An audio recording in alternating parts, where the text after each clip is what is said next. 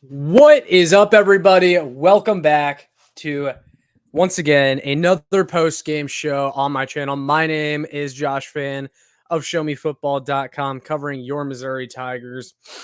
And today, I am joined by none other than the Brayden Dowers, or also known as Show Me Baseball. And you see him making his grand entrance with his Mizzou glow sticks that he acquired at today's beatdown. The Missouri Tigers defeat the Tennessee Volunteers 36-7. The Missouri Tigers were ranked number 16 in the AP poll, I believe, coming into this game. Tennessee, they were ranked 14. Did not matter because if you just took the rankings off the screen, showed fans this game, and asked them which one of these teams is better, which one of these teams is ranked higher than the other, they would all say Missouri, because Missouri absolutely dominated this one. We got a lot to talk about, Brayden and I, because we did not do a post-game show last week after the Georgia game, and we didn't put out any content during the bye week. So it's been a little bit, but Brayden, I got to ask you, man, what are your initial thoughts after that game, and how was your Furrow Field experience today? That was my favorite Mizzou game that I've ever been to, without a doubt. It was absolutely electric. There was a decent amount of Tennessee Volunteer fans up in the upper deck around me. I was sitting next to one. She was pretty cool. I want to give a shout out to her and her husband. They were both nice people. Again, best game of the season. I went to the Memphis game the night before. That was not the best game of the year. That game was pretty bad. That's where I got the glow sticks, actually. They gave those out at the Memphis game. Fuck Josh Heupel. That's all I really have to say. Like, the end of that game was absolutely perfect. Just the absolute pettiness from Eli Drinkwitz to call a timeout and ice the kicker with 40 seconds left. Blake Baker posting the Michael Jordan, and I took that personally after on Twitter. Eli Drinkwitz saying the defense kicked their ass. Like, this game was personal on so many levels, and they got the boys ready, especially after that Georgia loss. A lot of teams let Georgia beat them twice. We did not. And we almost beat Georgia. I know that we'll probably talk about that at least a little bit because we didn't do a post game.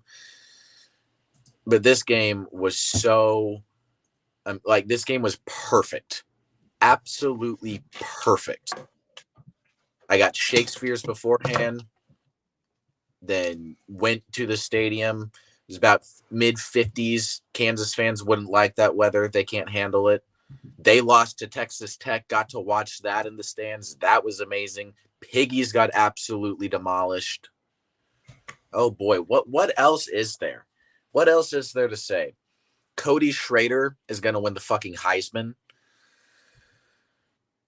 Just an absolutely amazing day to be a Missouri Tigers football fan. Like, I genuinely was not that confident going into this game because I thought that Tennessee's style of playing, like ground and pound, was going to beat us. And it just didn't. Like, our run defense, our entire defense stepped up so much. This was the best game of the Eli Drinkwitz era, without a doubt. The most complete game. Nothing went wrong.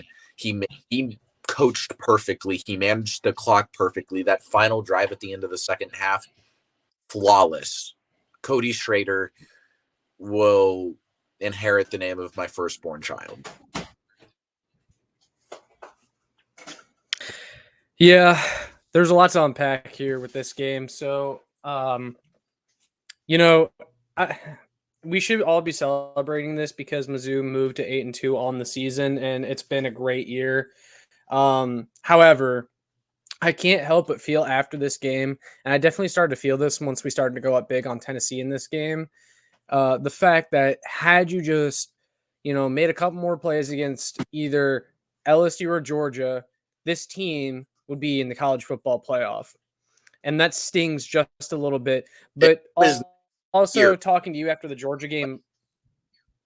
If it was the 12th but team. Yeah, and that's what stings even more too. It's like the one year, the year that we would have been in it. Of course, it's not the year for the 12-team playoff. But talking to you after last week, me and you agreed that this year what this truly was about was seeing whether or not Eli Drinkwitz was the right guy for the head coaching job at the University of Missouri. And we got our answer. He's the right guy. And anything beyond 7 or 8 wins this year was always going to be gravy. And so, no one thought that Mizzou was going to be in contention for the college football playoff No, earlier on.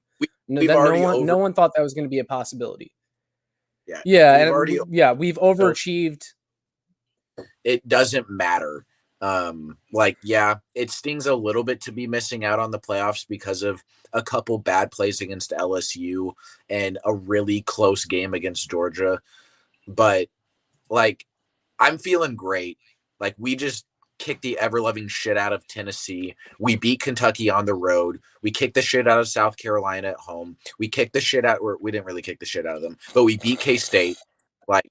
We got so many big moments from this season that I did not expect after the Middle Tennessee State game.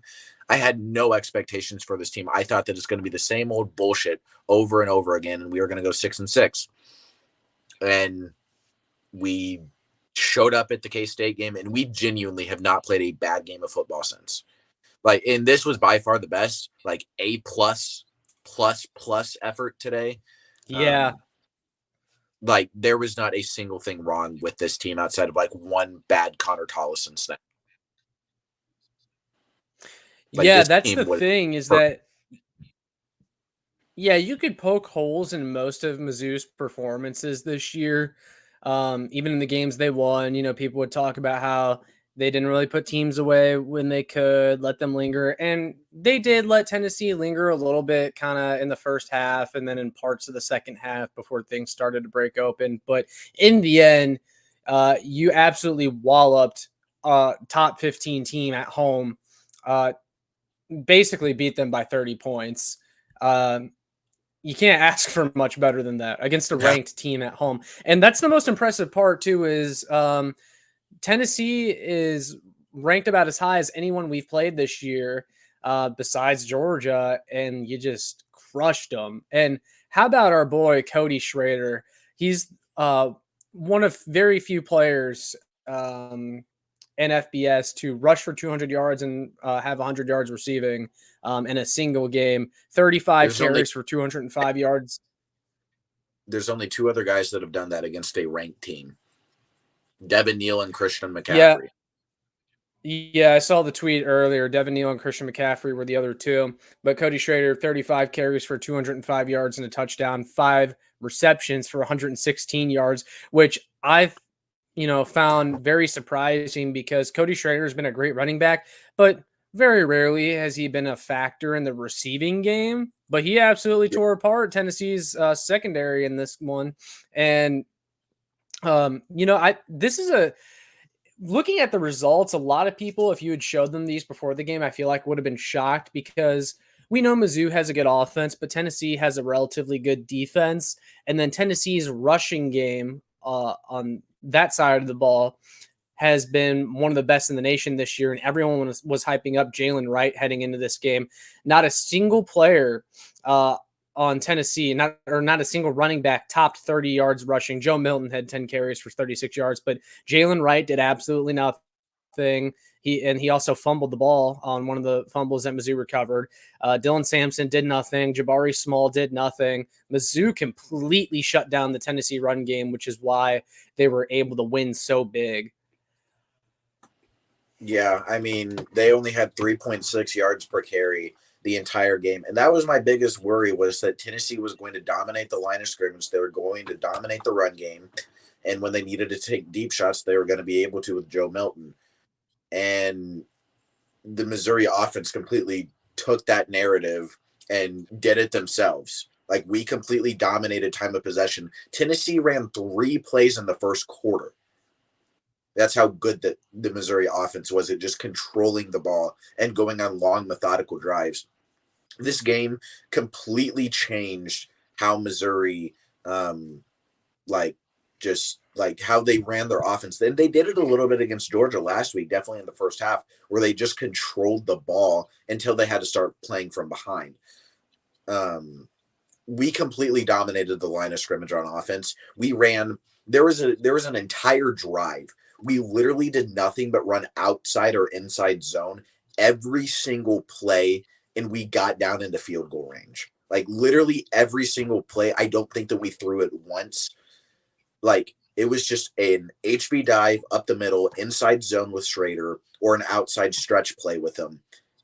And we just fucking dominated them. They couldn't stop it, and we kept doing it. And that was honestly one of, well, since he's not calling plays anymore, but that like Kirby Moore's game plan was absolutely phenomenal.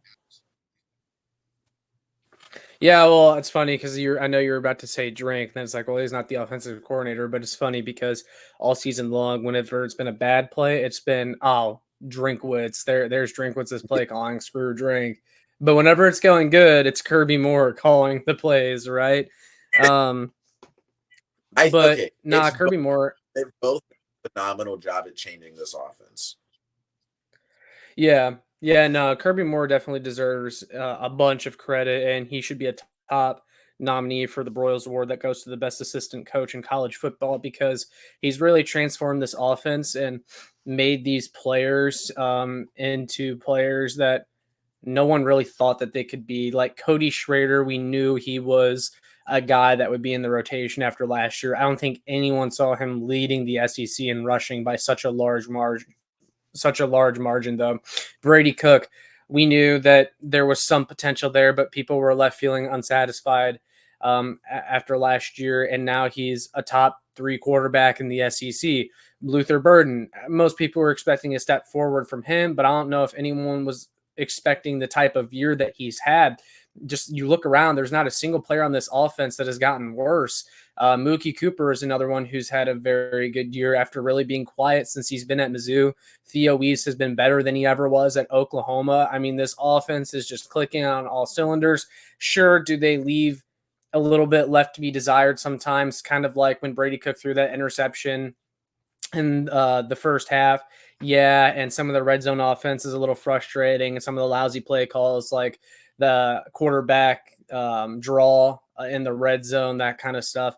But we've been saying it all year, Brayden. All we're asking for from this offense is for them to have a pulse, and they've been everything and more. They've been better than what Mizzou fans were asking for from them, and that's how you get an 8-2 season from your Missouri Tigers so far, is because the defense has really turned a corner as of recently, and then you have the offense humming the way it has all year, and you have what will probably be a top 10 football team when the new polls come out tomorrow. Yeah, I think if you have one game from the season that you want to replay, it's the LSU one, because I think with the way that this defense is right now, absolutely, beat LSU easily, because the way that our defense is transformed from that game on, because they did a really good job against Kentucky. After the Luke Bauer fake punt, the defense has turned a corner. I don't know what it was about that play, but ever since that, this team, like the defense has been they have gone back to last year's form. They have been phenomenal. They absolutely dominated today. Lowest point total Josh Heupel has ever scored in all 7 of his games at Tennessee. Blake Baker shut his ass down. Couldn't run up the fucking score at all today. Couldn't get his little bitch ass field goal in the final. Get fucked, Heupel. Fuck you. Yeah, I found that pretty hilarious when he tried to get that field goal there at the end to make the game look just a little bit closer, and then Drink ices their kicker, and they miss. That was ultimate pettiness from Drink there. I was surprised. I was really surprised Heupel didn't call us timeouts after that when we kneeled it.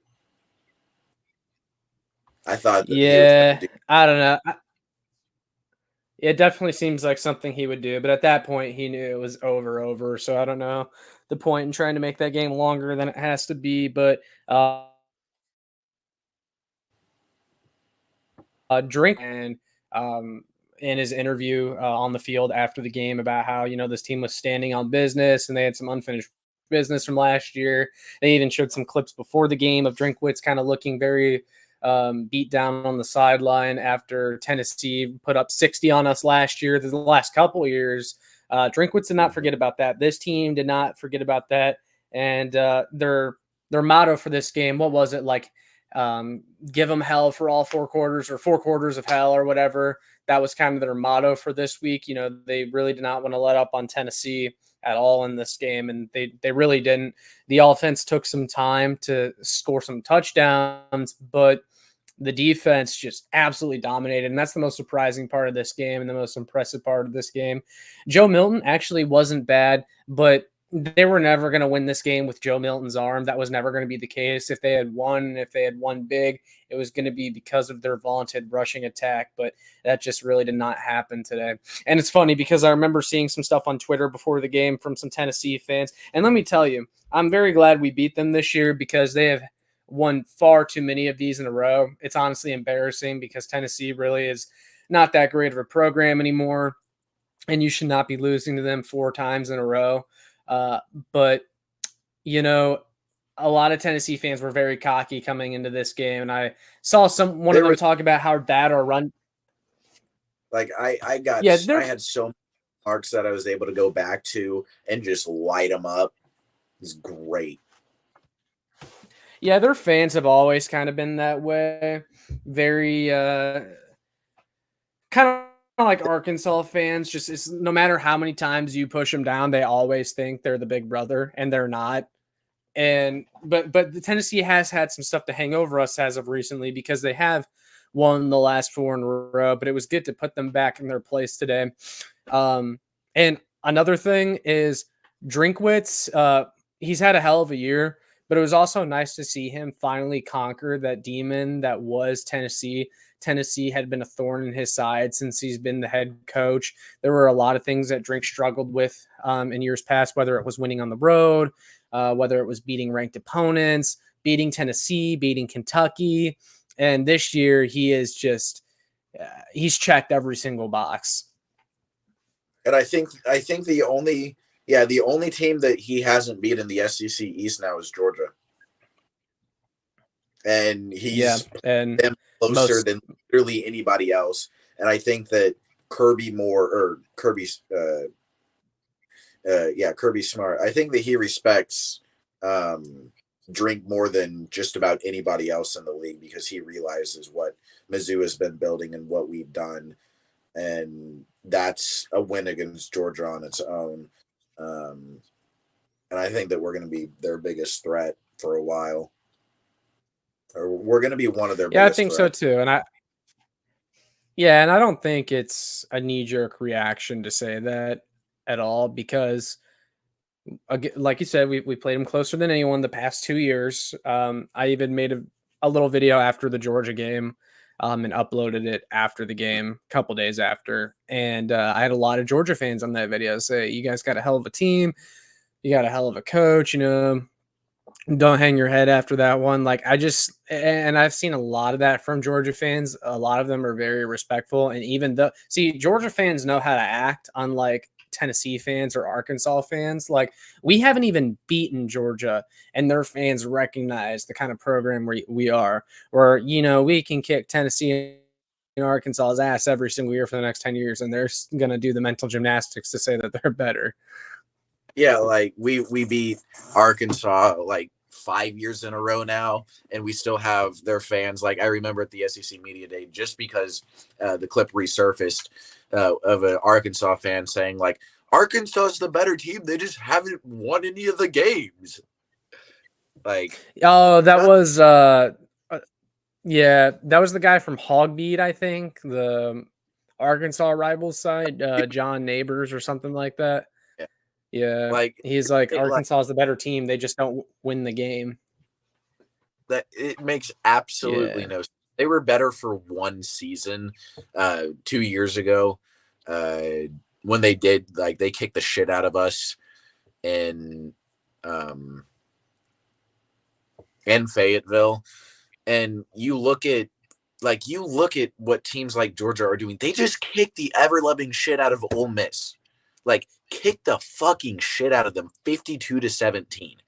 And we went, like, in Athens, same conditions against Mizzou, outside of Georgia had Brock Bowers, which he didn't from what I listened to on the ride home, he only appeared for one catch in the first half, if I remember correctly. I don't know what he did in the second half, but like, you just look at what we've been able to do against Georgia. You look what we've done against other teams ranked as highly as us.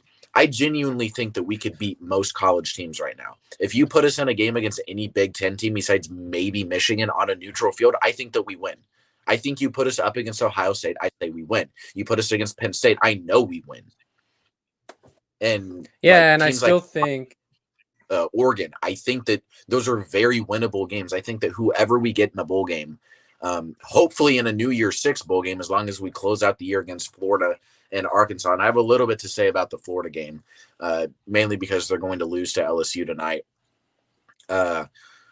That game does worry me, and I've said that every game worries me on this schedule. Like, every game's either a trap game or it's a letdown game. Like, every single game, that's how I go into every single game. But specifically with Florida and Arkansas, Arkansas is obviously our biggest rival that we continue to play. But Florida, they are 5-5, and their game after us is Florida State. It's at home, but they know that this is probably their best shot to become bowl eligible, and they just lost big to LSU on the road. So they're gonna go into this next game getting really antsy because they don't know if they're gonna go bowling or not. So Florida's gonna be up for it, and coming off of like literally our biggest win of the season against Tennessee, like by far biggest win. I don't think that anything has been bigger than this in the Eli Drinkwitz era. They're still going to be saying that we haven't played anybody. The haters are still going to be saying we haven't played anybody yet. Like, we have what, three ranked wins now, and two of our only two losses were to ranked teams, and one of them was number one on the road, and we still almost fucking won it. Yeah, and I still believe we could beat Georgia on the right day. And I mean, that game was in Athens and we still kept it close. And I think if you play that game again in Columbia, I think we win 1,000% if that game was in Missouri. Yeah, I think so too. Like, I don't think I'm crazy for saying that. And as far as Florida and Arkansas, both of those teams still have the talent that they could upset you on the right day. And I know some people are like, really, Arkansas? Yeah, I mean, Arkansas, they still have KJ Jefferson and Rocket Sanders, and they're a poorly coached team. Like, that's obvious at this point. But I mean, you know, it's not a layup. You still have to go in there and you have to show up and you have to play well. But you take care of business. You beat Florida. You beat Arkansas. That's a 10-win season. That's a NY6 Bowl. That should be the team's goal at this point. This was the last big hurdle towards that. Of course, that doesn't mean the work is done.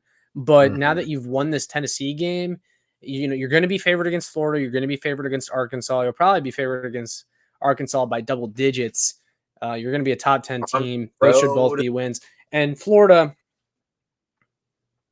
will be at home too. So that makes me feel pretty good. And, I know you have been worried about like the trap game stuff throughout the year and all that, but you know, this team typically has put away the opposing team when they've needed to, like South Carolina and Florida, I feel like are on a similar, they're on a similar tier. Obviously South Carolina has the worst record, but I feel like they're on a similar tier. We saw the way that this team just kind of put away South Carolina because they knew they were inferior and they knew they didn't really have to go out there and play an A+ game to beat them. And I just kind of see the same thing happening against Florida.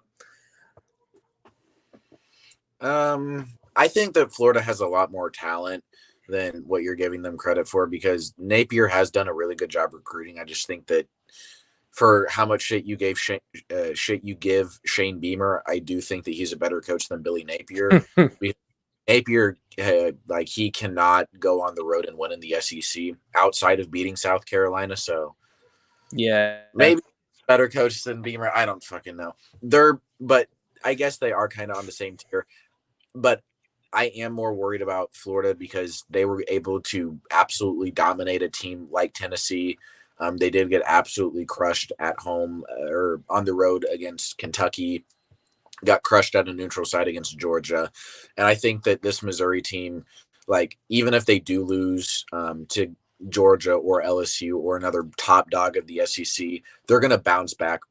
And we haven't really seen ourselves be, how do I say this? We haven't really seen them have a letdown game per se. Like, we haven't had a big in a letdown game because after Kentucky, we took care of business against South Carolina. After K-State, we took care of business against a pretty decent Memphis team, and then we took care of business against Vandy. So still kind of waiting for like just that Mizzou letdown game that feels inevitable. If it never comes, great. That's feels like another demon exercise, but it's always going to be in the back of your mind as a Mizzou fan. Right. Yeah, no, that makes sense. I mean, I get it. I just put South Carolina and Florida on kind of the same tier, not because of the talent level, just because or not like where they it are. has nothing to do with how talented I think either team is. Yeah. And so I see them on the same tier, and it's like I expect this team to take care of Florida the same way they did South Carolina. Could Florida make it competitive? Kind of like how South Carolina had that small window in the Mizzou game to like make it interesting, and then they didn't, and Mizzou kind of stepped on their throats in the end. That's that I see Florida in the same light. But to kind of go back to this Tennessee game real quick, and then put a bow on things. The deeper you look into it, the more impressive the win looks because Mizzou's receivers really weren't that huge of a factor today. Luther Burden for Luther, Mookie, yeah, and when it combined 7 catches for like 52 yards and a touchdown, and most of that was on that one, like basically the dagger. It was like a 30-yard pass to Luther. So before that, it was probably even less. Yeah, Marquise Johnson was their leading receiver. 2 catches for 56 yards. One of them was that broken play where Brady Cook found him wide open down the field. And I, at first, I wasn't sure if he caught that. It was very close looking. It looked like it could have hit the ground. The entire upper deck was just pointing at him like he's fucking open. Like the entire section around me was just like, oh, he like, come on. And luckily Cook found him. And if Marquise didn't have to go down and catch that on the ground, I think that he's able to turn around and take that for 6. Like, even with how underthrown it was. I mean, he's got. There was nobody close to him. Yeah. No, he has the speed to do that and make that play. Mekhi Miller, though, 2 catches for 35 yards. It's been nice seeing him get back. Say that again. I said he had a really good game. I noticed him a lot. Wasn't even on like all of the receiving plays. I just noticed him on the field. He was moving around. Like he just did a good job blocking. He did a good job getting some catches. He had a very productive game today. Yeah, and he had a couple catches last week. It was just nice seeing him get back into the mix as of recently because a lot of people expected big things from him this year, and then he was kind of out with injury there for a little bit. Or he was healthy, but he wasn't 100% because from what I understand, his injury happened in practice, I think it was. I don't know. I'm pretty sure it was in practice, could have been in a game, but basically his hand got caught in someone's helmet and the skin came off of his hand. It was a very painful injury, and it was one that was very tedious. And so it took him a while to come back from that, I think. But it's nice to see him back in the mix. And then it's kind of like one of those things where you go, oh, yeah, I forgot we have Mekhi Miller, and he's pretty damn good too. This receiving core is very good. And even though none of them really were that big of a factor today, Mizzou won by, again, essentially 30 points. And really, that one touchdown that Tennessee had, complete desperation, just extremely lucky. I mean, obviously, the receiver made a great play, and it was pretty well defended by Chris Abrams-Draine. But really, that was a 50-50 ball from Joe Milton, or just kind of a F it, I'm going to throw this and see what happens. And that, besides that, nothing from Tennessee's offense, absolutely nothing. And also, shout out to Tristan Newson, the reserve linebacker that came in place of Tyron Hopkins in, and he was second in tackles with 3 tackles and then 5 assists. Ennis Rakeshaw was today's leading tackler. I know he got shaken up a few times, but he remained in the game for the most part. Like, yeah, and it's I was in the upper deck since we went to that North Texas game. Like, and I was just able to see so much of the field and just watch most of the guys. Like, Ennis had an insane day. Our linebackers were really good. The middle of the field wasn't open that often. Our biggest issue was like RPO slants, where Milton would just defense. Then he wouldn't hand it off, and then they'd have a wide open, not really a wide open slant, but we wouldn't have a deep safety drop down at all, and they just be able to get a wide open slant, like bam, and get 15 yards. And if they ran that play all day, we might have been in trouble, but they just didn't, and they didn't get too many looks that they liked out of it. But when they did, that was by far Milton's best go-to play. And I know that I saw a couple memes under the Tennessee post that Mizzou fans made that was slant man, referring to whatever receiver that is, because that's genuinely Squirrel all that White. Yeah, like that's literally all that he ran. Like, was just slant. He was basically Quentin Johnston last year for TCU, where he just it's all that really worked. That's all that really worked for them. It was an interesting approach that Missouri's defense took and that Blake Baker drew up for this game, because they were perfectly fine with letting Milton sit back in the pocket. They only rushed 3 for the majority of the game. They just dropped a bunch of guys back into coverage, but they had the linebackers to where they weren't too deep. And if they had to come up and make a play in the run game, they still could. But the defensive line absolutely dominated in this one, even though they weren't really getting a bunch of pressure or sacks on Joe Milton. The run defense was just, it was elite today. It was one of the best performances we've seen from them this year, and they've had some really good performances, but stopping Jalen Wright the way they did and forcing the turnovers. I mean, this defense has struggled to create turnovers at times this year, but there was no shortage of turnovers today. You had the pick 6 from Dalen Carnell. You had the recovered fumble that Jalen Wright had earlier in the game. And then the biggest one was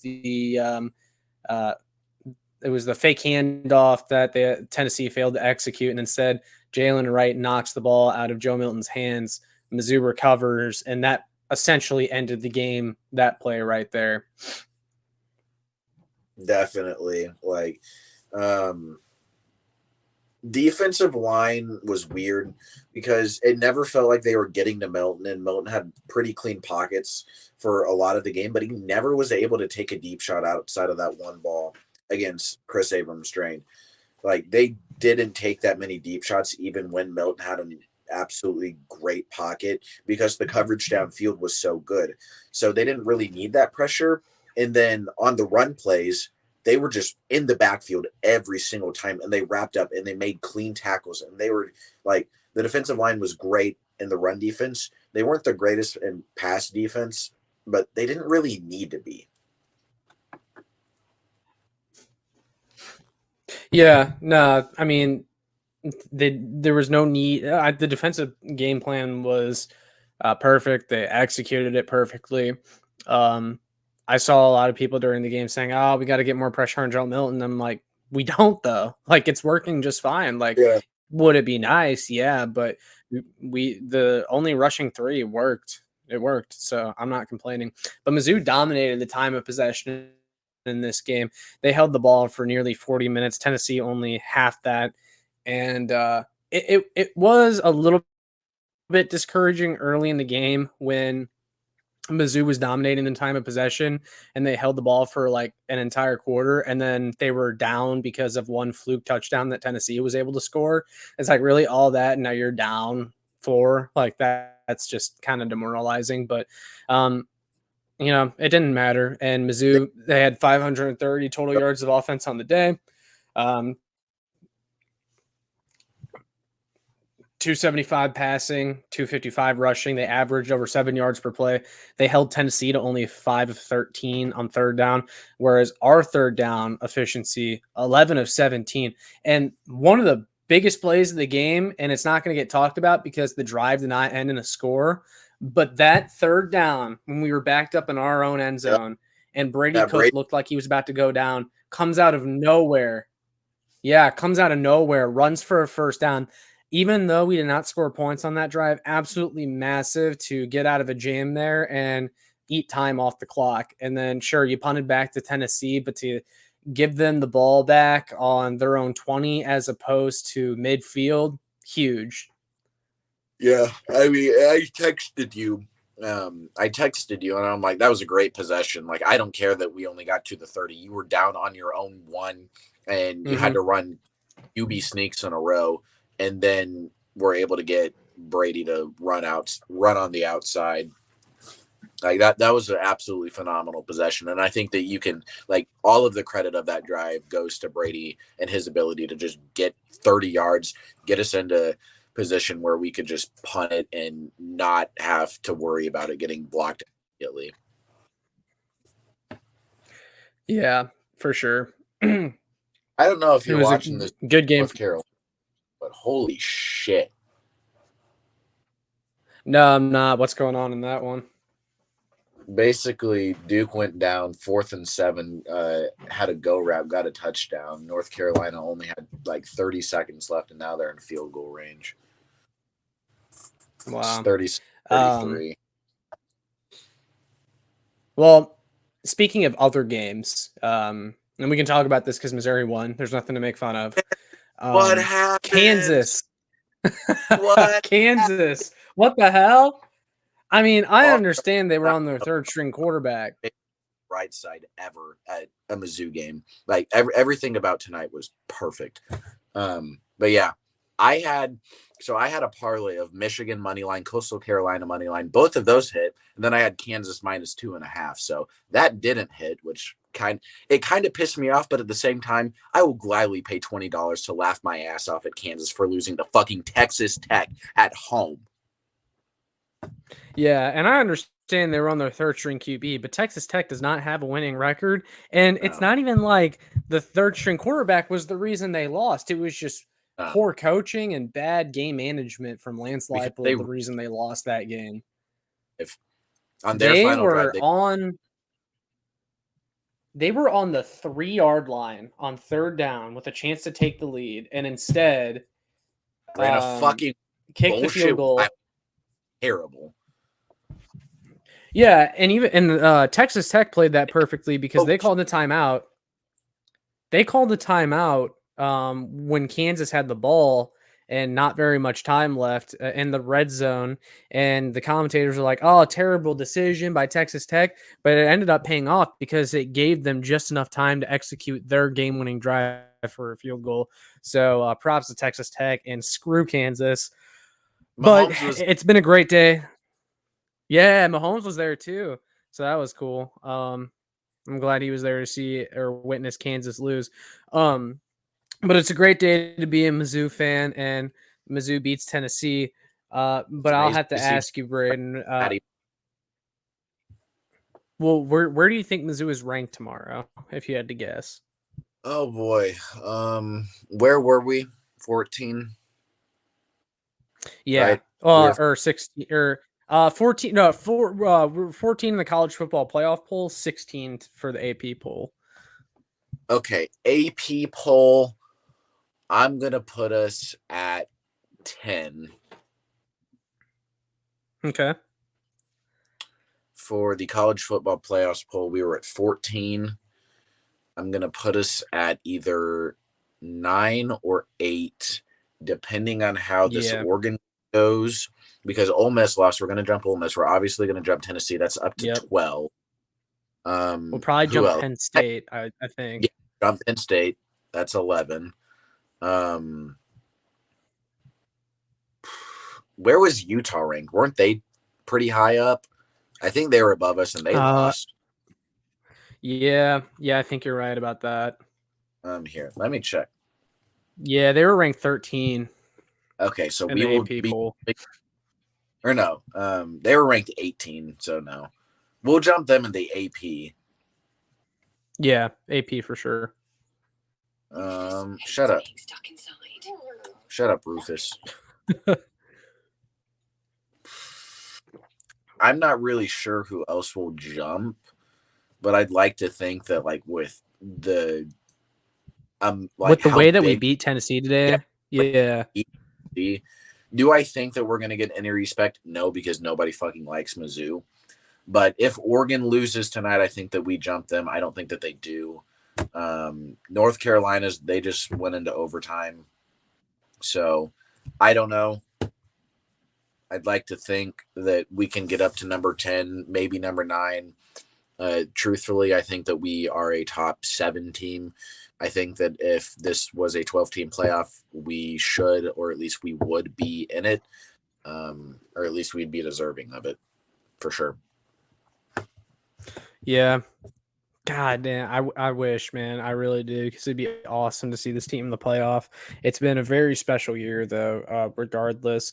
We'll kind of wrap it up with this, though, because I just want to ask you. So, obviously, you were one of the people that came into this year skeptical about Drinkwitz and the direction of this program. What's kind of your, I mean, obviously, we know that Drink has kind of silenced all the doubt or all the doubters, and he's kind of putting most of the concerns to bed. But what's kind of your analysis of him at this point after this big win today? I'm not taking this season for granted because Connor's going to be at Mizzou next year, and I think we're going to get like unironically, like that honestly worries me a little bit that we're going to be me too for the next 2 years. But honestly, like I have enjoyed every second of this season after the Missouri State game or after the Middle Tennessee State game. I've had a very fun time watching this team. Like this team, ever since the K-State game, has been very fun to watch. Even I was even skeptical after the K-State game because I thought that some of the game was fluky. I thought that our wins against Memphis and Vanderbilt were kind of iffy. Like they were good, but not great. And then honestly, I really bought in with Drink after the LSU loss because we showed that like that K-State game wasn't fluky and that we could compete with the big dogs. And then to go into Lexington, beat the fucking shit out of Kentucky. And then really the rest of the season, it's just been a fun ride. I've enjoyed watching this team play. I would like to say that I'm a full believer in Eli Drinkwitz, but as a Mizzou fan, I'm always going to be skeptical. I'm always going to say, what if? That's why I always put $10 against us every single weekend. And I will continue to be happy to lose $10 every single weekend and have Eli Drinkwitz prove me wrong. But it's something that I'm always going to be skeptical of because he did struggle his first 3 years. It's going to take a little bit more for me to just be able to go into literally any SEC game besides Vandy and just sit back and relax. Because it's the SEC. You can't relax in any game. But Drink has done enough to make me go into games and feel confident in most of them. Yeah, he's done a great job this year at separating himself kind of from that middle of the pack of the SEC because that's where he was before. And, you know, they were down there fighting with the South Carolinas and the Arkansas of the world every year. for finishing fourth or whatever in the East. Now they're the second best team in the East, and today's win against Tennessee cemented that. Lose to Florida, I think we're going to finish second in the East. Yeah, because Florida's record is unless Tennessee wins out. Well, no, because even then, if that happened, then we'd have the tiebreaker over them. So yeah, I mean, yeah, it's been a really good year. It's been a fun year. Recruiting is still going very well, despite the fact. And Go ahead. I said we have an easier schedule next year. We have even more crazy recruiting. We have a lot of guys on offense. Yeah, everything's setting up for Drinkwitz to stack wins both on and off the field the next couple years. Because, like you said, the schedule to start next year is very soft, and you should start out 4-0 again next year and put yourself in a prime position to contend for the SEC East. And at this point, everyone is looking at Mizzou. Like, Mizzou has put itself on the map. National analysts, SEC media members are all taking notice of Mizzou. They understand the threat that they are in the East. Now, I said we were going to wrap it up after that, but I do have a question for you, Brayden. Is it too late to launch a Heisman campaign for Cody Schrader? I mean, I launched it. I already said that I'm naming my firstborn son Cody Schrader. I will stand by that. If I'm going to ask my wife, hey, can we name our son Cody Schrader and then our last name? Yeah, Cody Schrader Dowers has a nice ring to it. Like he like unironically was the person that made one of the best nights of my life as a Mizzou football fan. Like I've said it a lot of times in this episode, but today was perfect. It was absolutely phenomenal. And like I cannot thank Cody Schrader enough. I can't thank Eli Drinkwitz enough. Fucking love this team. Like it's been an absolute joy. I wish the college football seasons were longer because I'd love to watch them even more this year. But I can't wait for whatever. And that's what's so special about this season. Yeah. That's what's so special about this season too, is that these are the types of seasons that we did not have for a very long time, since the late Gary Pinkel years. That these are the types of seasons that make kids growing up into Mizzou football fans. It's been a long time since we've had a season like that. Giving these fans a ranked team to watch, a team to get behind, a team to be pumped up about. I was in fourth grade whenever we beat Texas A&M, and Jonesy had that massive run to seal the game and win. I distinctly remember watching that game, then the Iron Bowl after, and how crazy of a game that was. I mean, I remember all of that so vividly, and that was the first time that I ever really paid attention to football, was that 2013 Missouri Tigers football season, of NFL or college. Yeah. And I'm like, yeah, I'm a Mizzou fan because my parents both are. Followed them in 2014, then didn't really care that much until Drew Lock came along, because I feel like I've mentioned it on here before, but he went to the same elementary school as me. And I had a lot of the same Drew, but I was really I was really just a Drew Lock fan during his time here. And then once Drinkwitz came in, I'm in college now, and Drinkwitz has been the coach for me during college. So here we are. Like I mostly developed and like paying attention to football. Like I know how much of a fan I am, like where I'm at, and like Drinkwitz is our coach, and it's a very, like I said, it's a very fun time to be a Missouri fan. Indeed, it is. Yeah, but I agree with you about the Cody Schrader Heisman campaign.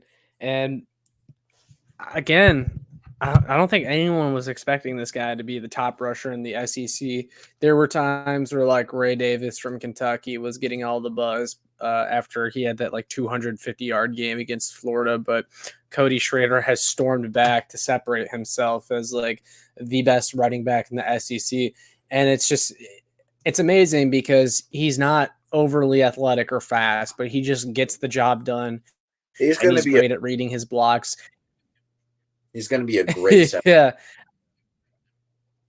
Yeah, and I did not see him at all as someone that would be getting a shot in the NFL before the season started, but I think he's just been so good that he's going to get looks from some teams, whether it's as a UDFA or getting a training camp invite somewhere or I think whatever. he make his way into being a late round or late day 3 pick. I think that some teams I would take a flop 7th, but I minimum, hope he does, man.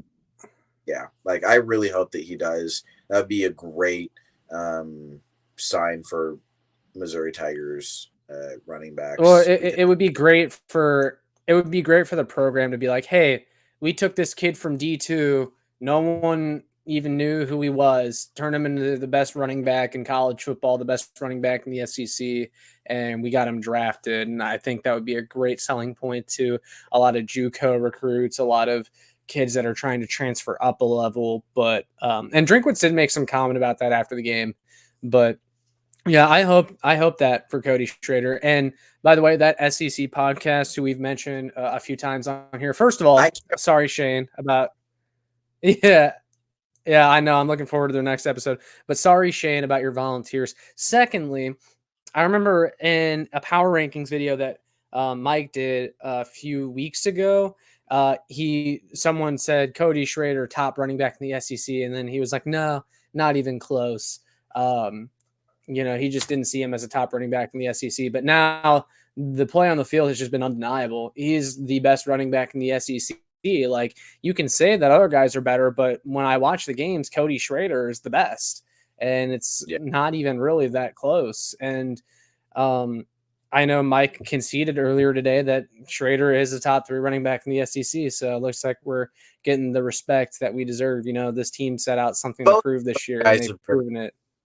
Both of those guys have given Mizzou a lot more respect than anybody else, and like major, more. Yeah, for sure. I don't want to make it seem like they haven't. Yeah, no, they definitely have, especially Shane. And I know it was hard for him to go against Mizzou this week, but because I mean, he said that they're going to win 10 games, and he picked against them, but it was only by a point. And he's just, I guarantee you, he thought that the Vols were going to lose. He didn't feel good about it. He didn't feel good about it. But yeah, I think that's a good. Yeah. No, I think that's a good way to end it. So we'll go ahead and wrap it up there. Mizzou will take on Florida next Saturday, 6:30. That'll be a night game versus Florida under the lights at Faroe. So we'll be here to talk about that one as soon as it's wrapped up. But anything else you want to say, Brayden, or you want to plug Show Me Movies?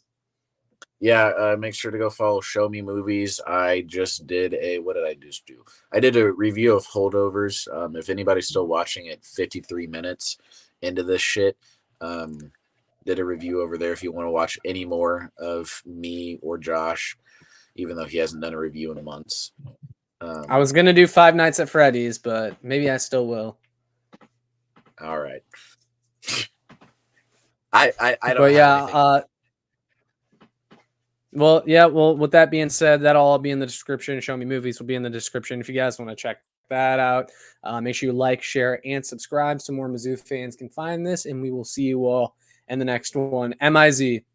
ZOU.